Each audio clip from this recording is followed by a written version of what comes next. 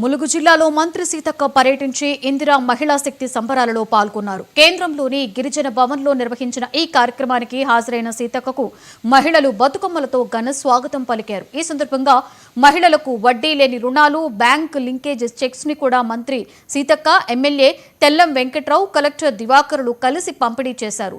1 కోటి మంది మహిళలను కోటీశ్వరులుగా చేయడమే లక్ష్యంగా కాంగ్రెస్ ప్రభుత్వం పనిచేస్తుందని మంత్రి సీతక్క తెలిపారు.